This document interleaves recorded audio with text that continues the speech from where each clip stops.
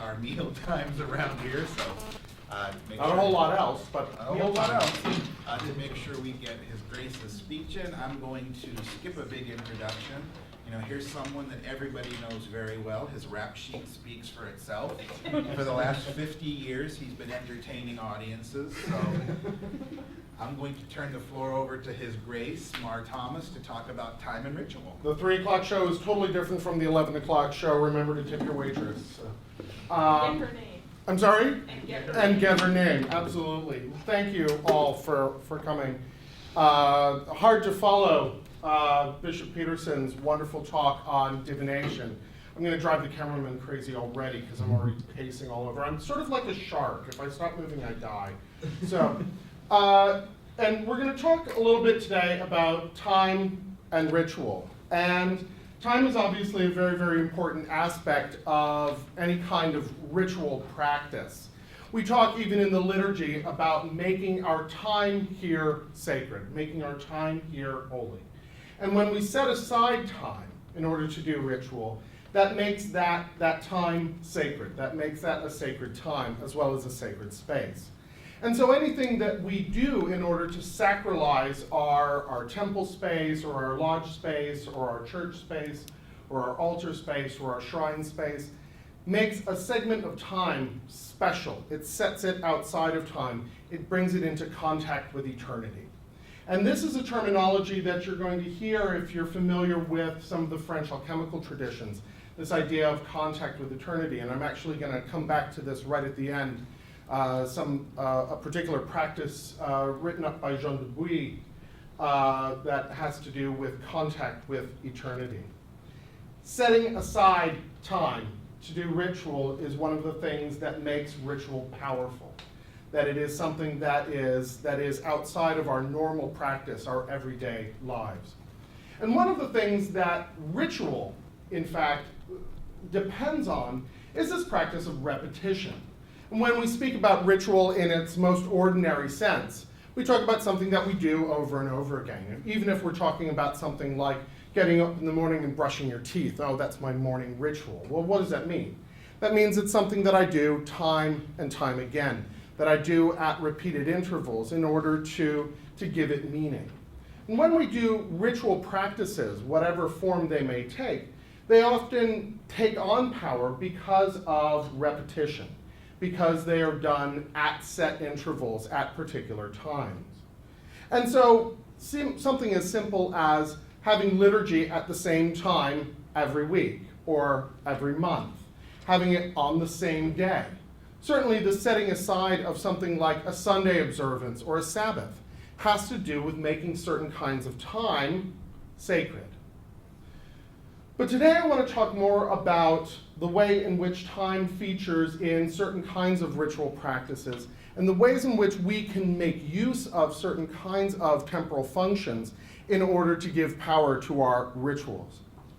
The most basic form, I think, of this is the feast or festival that takes place at a particular time in the year. And there are 2, I think, major forms of this. There are remembrances, that is to say, we honor some particular feast on a particular day. And that can be an actual historical event, that can be the birth or death of a saint, or and just recently we incorporated Constant Chevillon into our litany of saints, and we recognize the date of his martyrdom as an important feast date. And so that recognition, year after year, that anniversary, builds up the ritual power of that observance. But of course, there are also certain kinds of remembrances that don't have particular historical events tied to them. That they are, for example, feasts like the feast of St. Michael the Archangel. Well, St. Michael the Archangel doesn't have a birthday. Right? He doesn't have some particular day in which he comes into being. And so we recognize his feast on a particular day. Not because there is some historical meaning to that in the sense that something in particular happened on such and such a day, but rather that by simply repeating it the same time, the same day, each year, we begin to build up ritual power in that remembrance. But there are also remembrances or anniversaries that rely less on specific dates than on cosmic arrangements. And the most obvious of these, I think, is something like the celebration of Easter. And the celebration of Easter commemorates a particular historical or quasi-historical event. It happens at a particular time in the Jewish calendar year. But it is oriented, as the whole of the Jewish calendar is, towards celestial cycles, towards astrological cycles. And the same is true of celebrations of equinoxes and solstices, or even something as simple as a full moon ritual. That these things are oriented to specific movements in time. When we think about time, the ancients first, of course, recognized the movement of time by the movement of the celestial bodies, by the rising and setting of the sun, by the changing phases of the moon, by the cycles of the stars. And so when we do temporal ritual, when we do ritual that is oriented to specific times, often there is an astrological or astronomical component. And towards the end of this talk, I'm going to come back to very, very specific kinds of astrological right timing. But when we talk about an astrological ritual, it could be, as I said, something as simple as doing a ritual at sunrise, or doing a ritual at the new moon or the full moon, or doing a ritual when a particular star is on the ascendant. All of these are ways of orienting our temporal practice to the eternal practices of the celestial spheres. One particular form of ritual timing that I have found very, very useful is that of the planetary hours. Now, who here has ever used sort of planetary hours for ritual magic? So it's just a handful of you. So I'm going to take, I hope I'm going to have enough time, I'm going to take some time and actually march through the whole process of calculating the planetary hours. The planetary, I'm sorry, what? Download that app. Well, yes, I was going to mention that you could put in planetary hours and you get a lovely little web page that'll do it, or you can download an app, as I have, for your iPhone or your Android device, and it'll pull the GPS coordinates, and it will figure out what the rising and setting of the sun is, and it'll calculate the days and the hours, no problem. I think there's a value in doing it by hand once. Doing it by hand once. You don't have to do it by hand every time.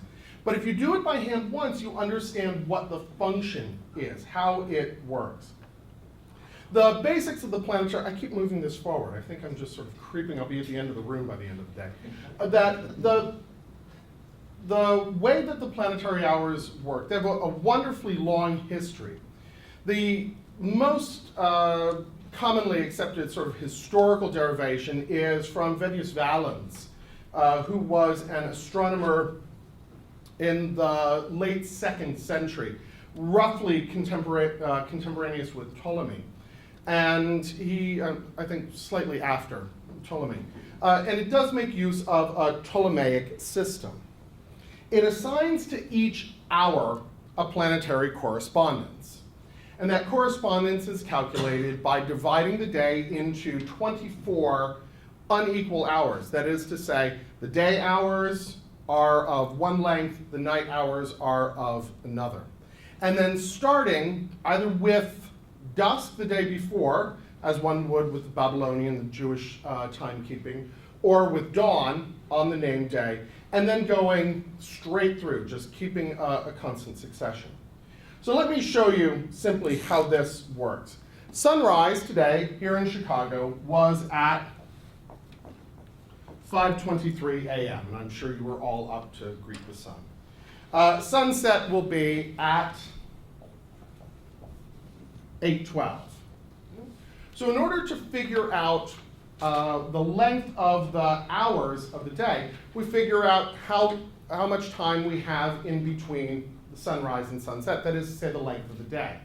So in this case, I haven't done this math in advance. So we've got 14 hours and 49 minutes, is that right? Somebody check my maths here? Yeah, 14 hours and 49 minutes. Okay? So 14 hours, 49 minutes. So 60 times 14. In fact, I do know how to do math, so 6 times 4 is 20. Oops. So I screw up, 24. So it's 8. 840 minutes plus 49. 889 minutes. Okay. We're going to divide that into 12 individual hours. So 12 times 7 is 84. So almost exactly 75 minutes per hour. Your first hour then is going to begin at 5:23 at dawn. And seeing as this is Friday, that's going to be the hour of Venus. Freya, hence Friday. And that hour is going to last 75 minutes. So an hour and 15 minutes. So that one's going to last until 6:38.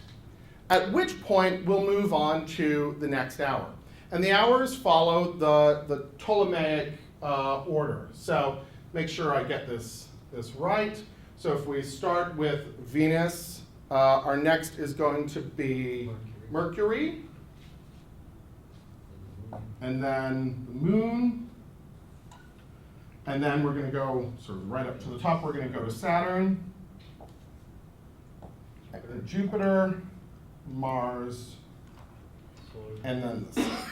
Did I get them all? 1, 2, 3, 4, 5, 6, 7. At which point the cycle is going to continue. So what you would do in order to calculate any particular hour is figure out how long each hour is, and you'll see that there's going to be 3 or 4 hours of any particular planet on any given day. What's interesting though, and I honestly hadn't noticed this until I first started working with it, once you get it going, the cycle doesn't stop. That if you go through all 24 hours, the next hour, which is going to be dawn on Saturday, is sure enough going to be Saturn. And then you go through 24, and the dawn hour on Sunday is sure enough going to be the sun.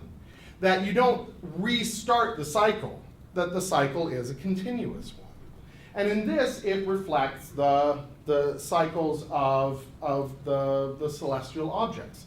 And the sun doesn't reset at the equinoxes. You know, it's moving in a very, very fluid, constant sort of way. This system of planetary hours, and again, I would recommend that you work through it once so you understand how it works, and then rely on the machines to do it, because they do a wonderful job because it's simple mathematics. But once you understand that structure, you can then begin to understand how you can orient ritual practices to certain times of the day or certain times of the week. I could go into a lot more, I mean, we could calculate all of this out, but I don't think there's any purpose in doing that. You can certainly do that on your own, or if you're interested, you can talk to me afterwards and I'll march through the whole process. What this does is gives us particular periods of time that are specifically useful for certain kinds of planetary magic or planetary invocations, planetary evocation, conjurations, dedication of talismans, and so on and so forth. So this kind of astrological magic simply relies on the movement of the sun, and that it is intimately tied to just the rising and setting of the sun.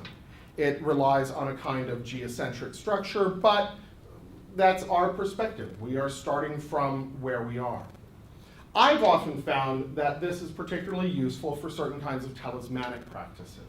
So if you've got a talisman that is dedicated to the powers of the sun, you're going to want to dedicate that on Sunday at dawn. That's in the first hour of the day.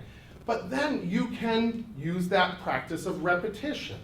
So then maybe each week on Sunday at dawn, you expose that talisman. Or maybe on each hour of the sun on Sundays, you expose it. Or maybe each hour of the sun on each day, you're going to expose it. And you're going to increase that charge through this practice of repetition.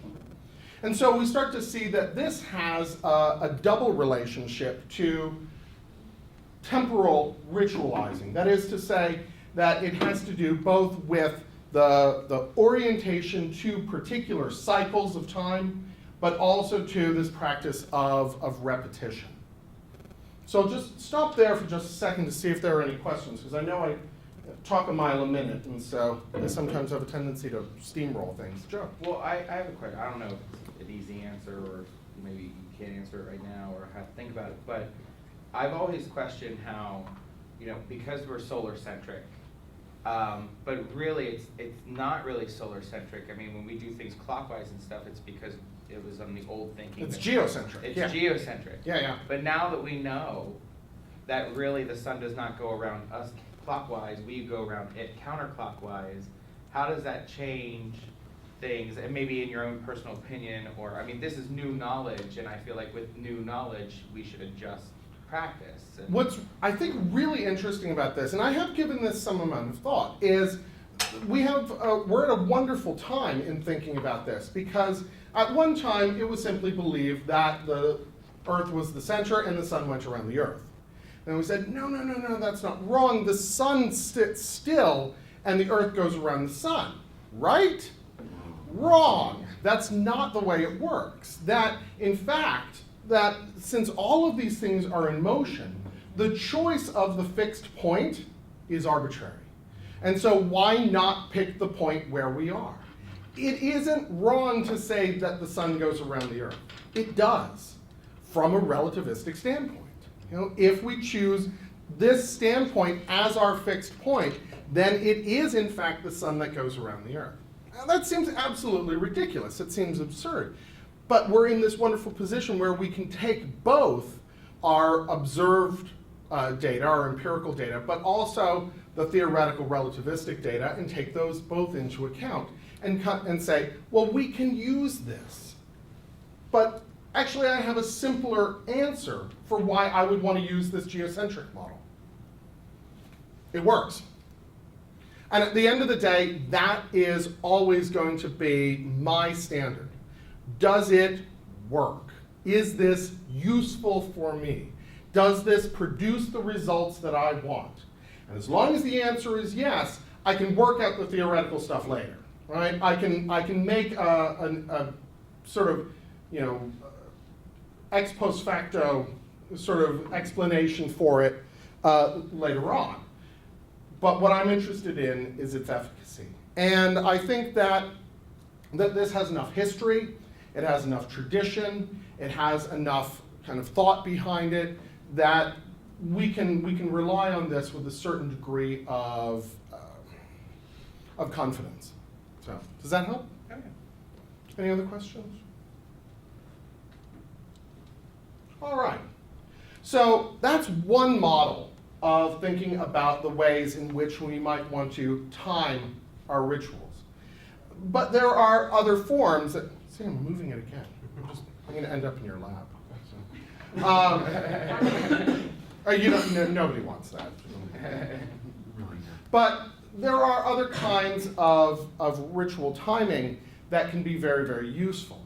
And when we talk about very basic forms of ritual or astrological right timing, we can think of the simplest forms: sunrise, sunset, noon, the hours, right? The saying the offices of the hours, that is picking specific times.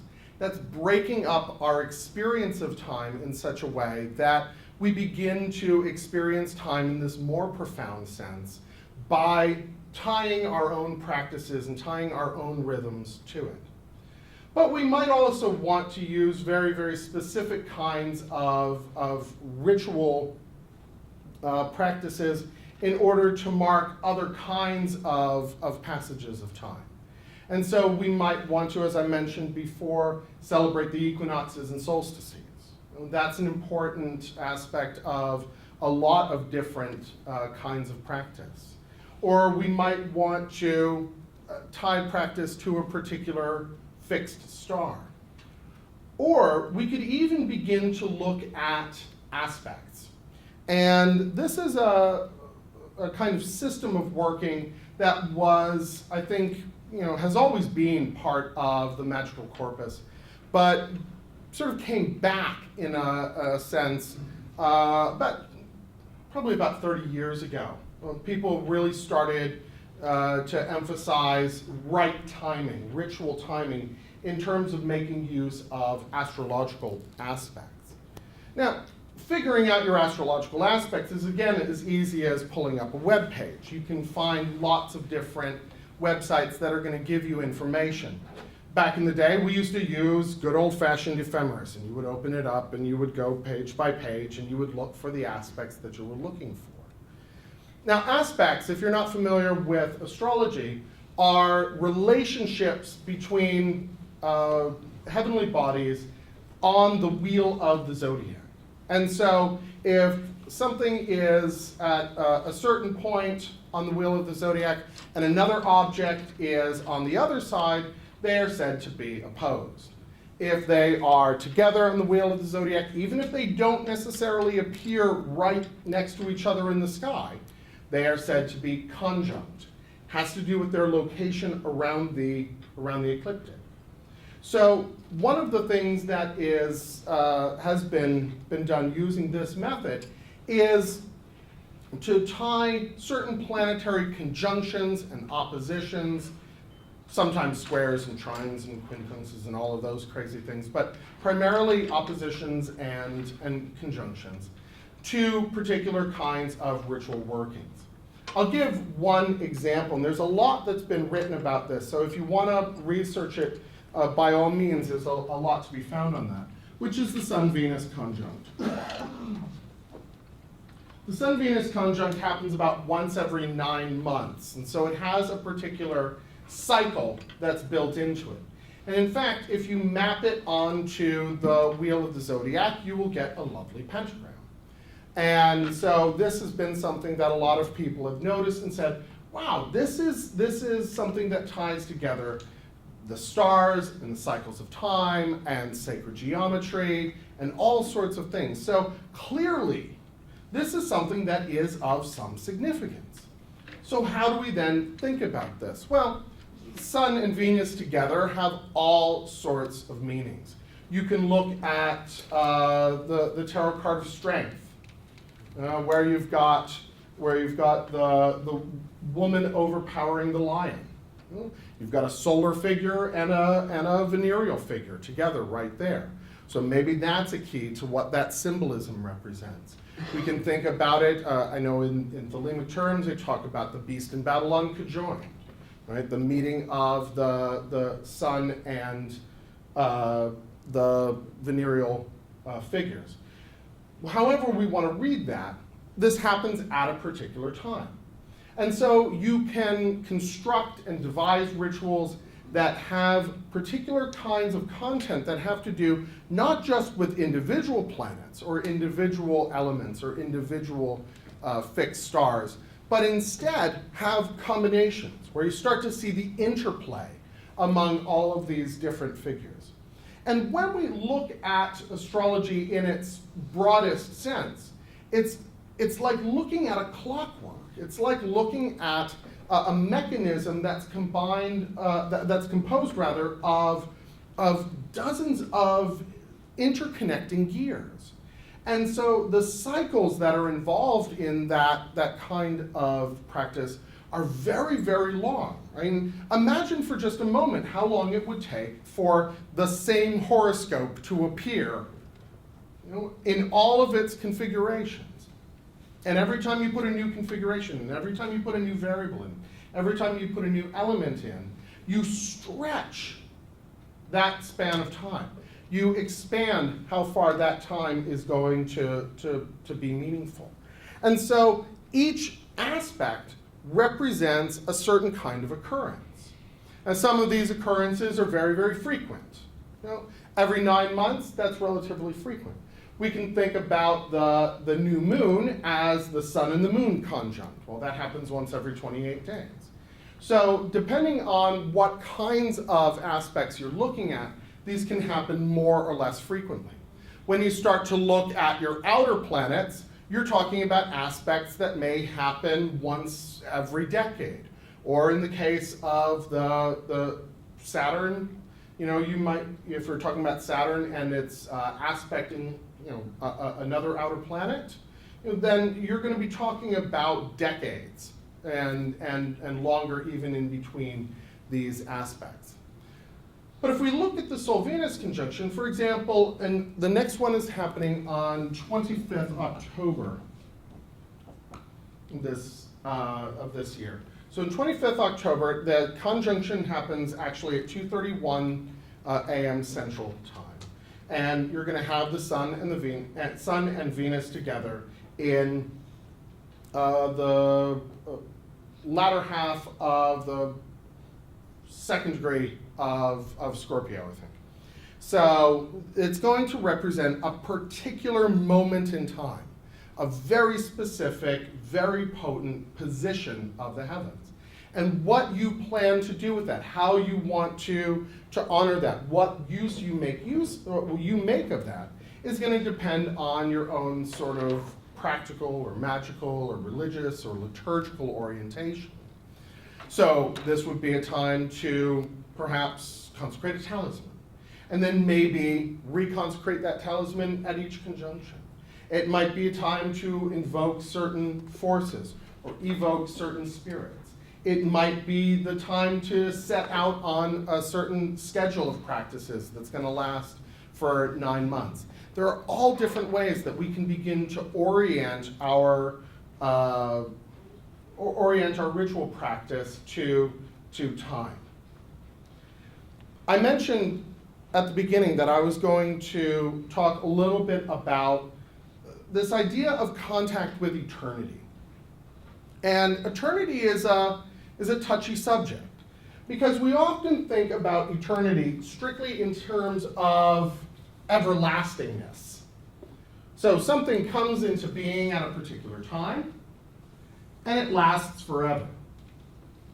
But anybody who's studied mathematics knows that this is just one form of something that is infinite, and that more appropriately, something like a line doesn't come into being or pass away. That is to say that when we talk about eternity, we're talking about something that isn't just a long, long stretch of time. We're not even talking about something that starts now and doesn't end. We're talking about something that's qualitatively different, that's of a fundamentally different order from time. That time is simply the moving picture of eternity. So that time is this representation of something that is fundamentally other than time. And often we hear in scriptures, in grimoires, in magical texts of various sorts, the offer of immortality. Right? Do this and I'll make you immortal. Sounds good. That's something I want to listen to. Now, I always think of this in terms of Woody Allen's statement that he doesn't want to be immortal through his work. He wants to be immortal through, not dying. But that isn't really so much an option for us, we know. So what does it mean when we're told that something is going to make us immortal? He who believeth in me, though he were dead, yet shall he live, and whosoever liveth and believeth in me will never die. That's a really good offer. I like the sound of that. But of course, it's not talking about the physical persistence of the body. It's not even, in some sense, I think, talking about the immortality of the soul. Because for lots of philosophers and religious thinkers after Plato, that was simply a given in many regards. But rather, I think that this has to do with contact with eternity, with an experience of the eternal here, now, in time. If the eternal is infinite in all directions, then there is no reason that we can't have contact with eternity at any given time. Michael, did you have a comment there? Yeah, actually, I was curious. Would you say that would be cognate with the beatific vision? I'm sorry, say that one more time. Would you say that would be cognate with the beatific vision? I think it bears some similarity. I would be remiss if I tried to claim too much expertise here. I mean, I don't want to make the claim to have had the beatific vision, for example. That would be presumptuous even for me. But I think that the description is very, very similar. I think that the idea that we're having contact with something that is no longer confined to the temporal realm, I think that may be one of the terms that's used to describe a very, very similar phenomenon. Is there another hand go up? Mine, but I'll leave. I want to see if you say it without me asking it. No, why don't you ask? Because it'll help me. Okay. Well, my question is that, if we're existing in this sea of eternity, and then earlier we were talking about precise timing. Mm-hmm. Would it be possible, or not I'm going to say possible, but does it seem right that if you would happen to miss certain timing, because it constantly exists, and that conjunction is always existing in eternity, that we could tap into it even outside of its timing? I think I understand your question. That's always the first step, right? Yeah. Making sure I've got the question right. I think where it might go astray is in confusing time and eternity. That it's not that this moment, this 25th October, talking about the Sol-Venus conjunction, that somehow exists eternally. Well, it doesn't. That's fleeting. It comes and it passes. But the eternity is always present. The eternity, and that's where the language starts to get tricky, doesn't it? The eternal is always present. Well, because what time is it in eternity? Well, it's always the present, right? That this presence of eternity is something that we access in and through time. But that isn't to say that time simply just sort of gets dissolved or becomes insignificant. And so I think that there is a very subtle negotiation between our existence as temporal beings, as historical beings, as genealogical beings. That is to say, ultimately, as ephemeral beings, as material beings. And this realm of the eternal, of which we also partake. I mean, I could spend some time just talking about, a kind of Manichaean anthropology here, which says that what human beings are in their essence is an eternal thing interwoven with a temporal thing, something that pertains to the order of eternity, wedded to something, or imprisoned or weighed down, depending on your perspective on such things, by something that is of the order of time. And so I think that one of the reasons that this kind of practice is so important for us is because it has to do with making use of our being in time in order to have contact with something that is not of the order of time. And that's, I think, what gives these kinds of ritual practices their power. Ultimately, I think that every kind of spiritual exercise, of whatever form it may take, is an attempt to have contact with something that's eternal. It's an attempt to reach outside of the order of time.